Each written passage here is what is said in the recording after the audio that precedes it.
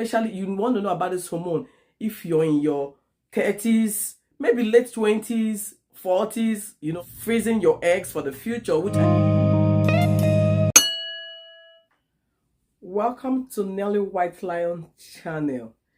Yes, my name is Nelly. This video are for my ladies in their 30s, 40s, trying to get pregnant, trying for baby, IVF, trying to freeze their egg. Before I go further, guys, I'm not a doctor, neither am I a reproductive endocrinologist, because most of the reproductive education, most of the things I'm going to talk about this hormone are researches from reliable health government websites.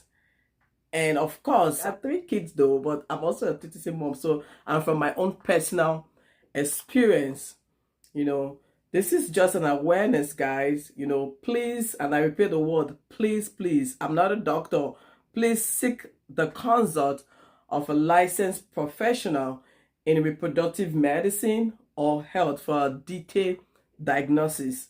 So my ladies trying to get pregnant, trying to freeze their eggs, this video is for you guys.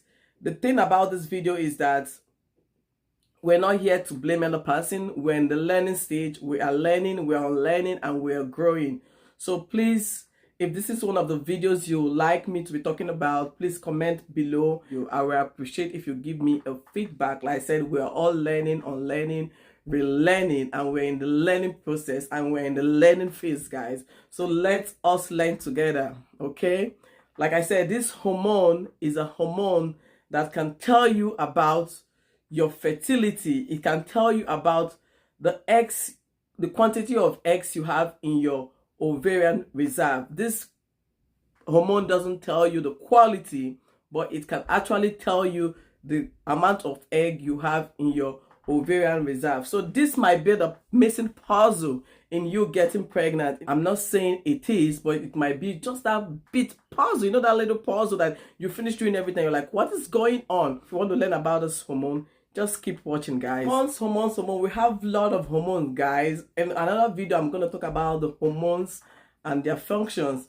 Well, what are hormones? Hormones are like the body messenger, helping to regulate everything about the human body, from mood to metabolism.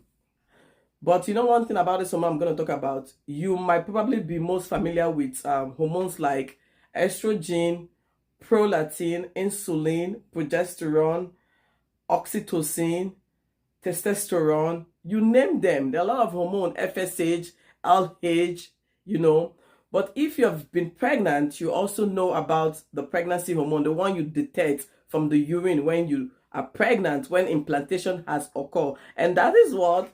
HCG hormone. But then we don't know a lot about this anti-Mullerian hormone, which is AMH. So AMH might not be the most talked about hormone, or even the most well related hormone about reproductive health.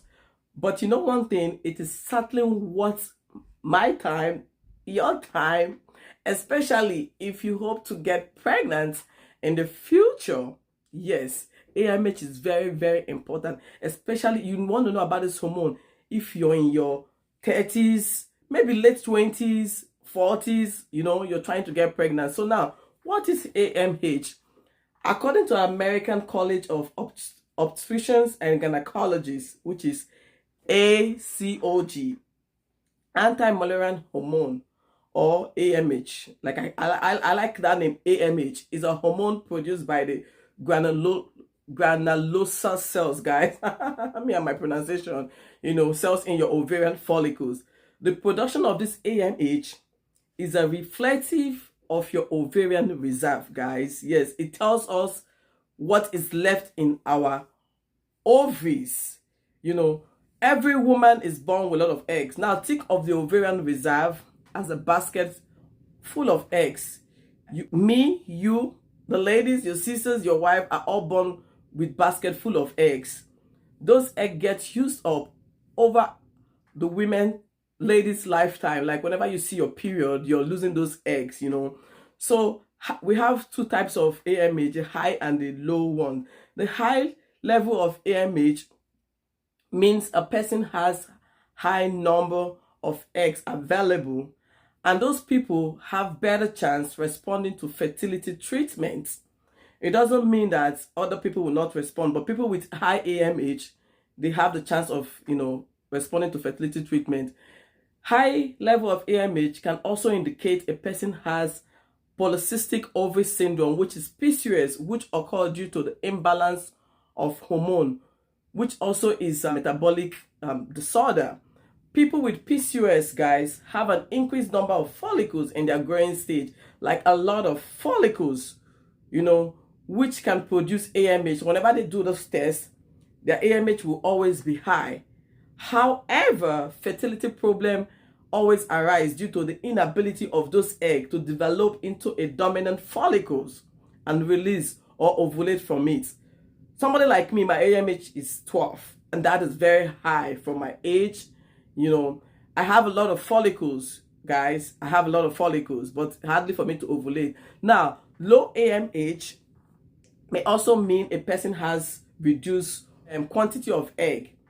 Low AMH follicles come from, I'm going to rephrase that. AMH hormone comes from the cells surrounding the eggs and the follicles. Where the follicles are on your ovaries there. This AMH comes from there. And as the number of the follicles or egg decrease with time, so does AMH level. So when they do the test, it will show that they have low AMH. Low AMH level point to a diminished ovarian reserve, which we all know as DOR, DOR, which is why this hormone is linked to fertility. In other words, if you have diminished ovarian reserve, it means your basket of egg that you were born with is starting to empty out. But that's not the end of the world, guys. Lot of things can be done to correct that. I will tell you in another video. Certain medical condition and toxic exposure, such as chemotherapy, can also make AMH level, decrease. So that's why I said a lot of things can be done, to increase it, So just keep watching this video if this is kind of the things you like to be hearing about.